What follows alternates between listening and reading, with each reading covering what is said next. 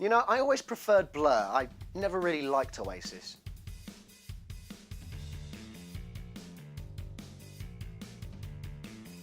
Ready Player One, directed by Steven Spielberg, based on the book written by... No, I don't know. To be honest, I've not actually read the book. I mean, I don't read. I can read, just don't. Sorry? Ready Player One has been massively hyped since it was announced. You know that kind of targeted advertising you get, the kind you don't like, when you search for something online and for the next few months all you get are adverts trying to sell you that one thing you searched for?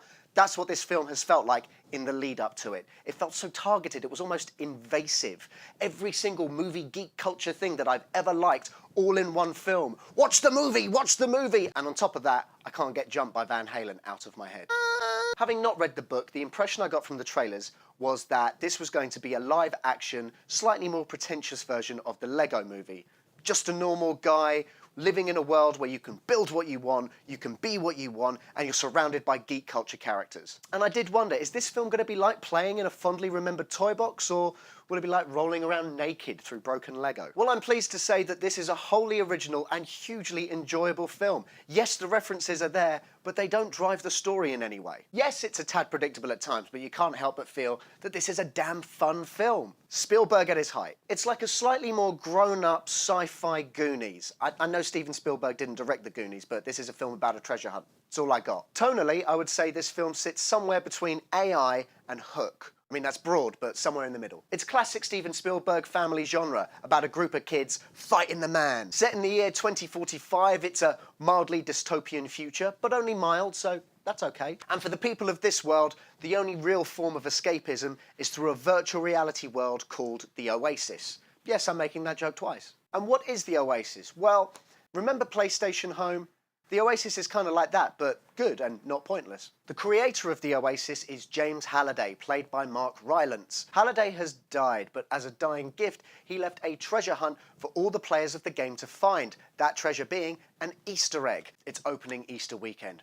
Very clever marketing. Whoever wins this Easter egg wins money and power. Everyone is after this Easter egg, including a blatantly evil and corrupt company. But one plucky kid is going to rise above everyone else, find the treasure and save the world. But not without the help of his Facebook friends. And that's essentially what they are. None of them have actually met in real life. They all have avatars based on what they want to look like. The lead character is like a manga thing. One looks like a ninja. One character looks like an evil Superman. One of them's like an orc but cybernetic, like a cyborg. The supporting characters here are really what carry the film. The lead, Ty Sheridan, is a bit bland, but that's not his fault, that's the character. He's a hell of a lot more likeable than he was in X-Men Apocalypse, and he's either very sensitive about the way his eyes look, or he just likes wearing chunky visors. Olivia Cooke as Artemis has some really touching moments. The whole of the younger cast in this is just really likeable. You put them all together and they're like a really sweet but very healthy dessert. But Mark Rylance as Halliday is haunting. I mean, literally, he's a digital ghost. At first glance, his character comes across as a socially awkward, tortured genius type. I saw him as someone who was on the autistic spectrum, and the fact that he was celebrated as the world's biggest hero was something I really liked. It was a nice touch. Ben Mendelsohn is at his usual villainous best. The way he acts all tough until he's actually threatened, and the body language goes all cowardly. I mean, it's pantomime, but in the best possible way. There are so many things going on with this movie. Themes of friendship, themes of regret, themes of temptation, not taking things at face value, paying attention to reality and not the digital world. At times this film feels a bit rushed. There's no chance to breathe, but that's not a bad thing. It just means there's not a moment wasted. And if anyone keeps saying that J.J. Abrams is the next Steven Spielberg, then slap them in the face with this movie. As blockbusters go, this is as fresh as anything else you'll see this year. For a man of 72, Steven Spielberg can still put together some truly exhilarating action sequences. The race sequence is particularly special. Written down, it would seem like the most absurd thing on paper, but watching it play out, it's simply breathtaking. If you like 3D, then make a point in seeing this in 3D too, because it's incredible. Although I will say, there's a scene where the couple of characters who are walking and talking down a corridor, and it's inexplicably filmed with a shaky cam. And in 3D, it kind of feels like you're sitting on a beach ball.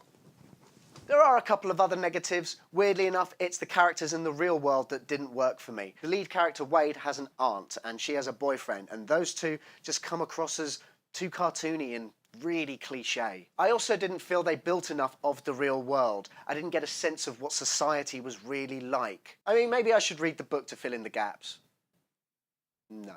I'm not saying any of that ruined the movie. In fact, going in, based on the trailers, I thought I was going to hate this film. But I've come out of it thinking that this is one of Spielberg's best, give or take some of the clunky dialogue. Overall, I'm going to give this film an 8 out of 10. If it's on TV, I'm going to watch it. I'm going to stream it from a VOD site, but I am definitely going to buy it, and that's for the 3D alone. There are so many geek culture references in this movie that I'm sure I missed loads of them, and some of them that I just plain didn't know what they were. I mean, there's only so much one geek can absorb, damn it. But what references and Easter eggs did you spot in Ready Player One? Comment below, and while you're down there, hit subscribe and like the video. Give this a share on Facebook and Twitter, and if you can, please donate to the coffee link. Thanks for watching Matt Blair Reviews. Happy Easter. I'll see you again next time.